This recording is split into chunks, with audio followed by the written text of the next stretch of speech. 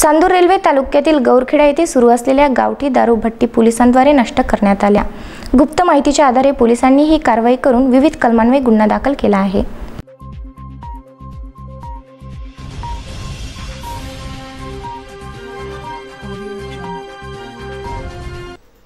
संपूर्ण देशात संचारबंदी लागू असल्याने देशी विदेशी व सर्व दारूंची दुकाने बंद ठेवण्यात आली आहे। त्यामुळे अनेकांनी आपला मोर्चा आता गावठी मोहा दारूकडे वळविल्यामुळे ही दारू सुद्धा आता मोठ्या प्रमाणात काढण्यात येत आहे।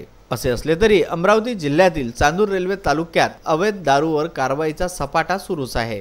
शनिवारी सकाळी 7 वाजताच्या सुमारास चांदूर रेल्वे तालुक्यातील गौरखेडा येथे 2 ठिकाणी अवैध गावठी दारूवर धाड टाकून 64 हजारांचा मुद्देमाल नष्ट करण्यात आला आहे।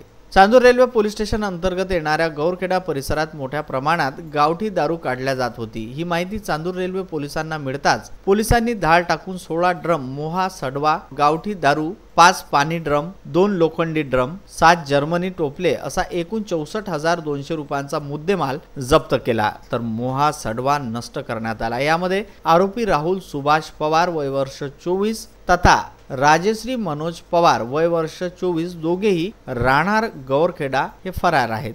आरोपी विरुद्ध 65 फ ड मुंबई दारूबंदी कायदा अंतर्गत गुन्हा दाखल करण्यात आला आहे। ही कारवाई पोलीस निरीक्षक दीपक वानखडे यांच्या मार्गदर्शनात करण्यात आली। विदर्भ न्यूज करिता चांदूर रेल्वे येथून शहजाद खान।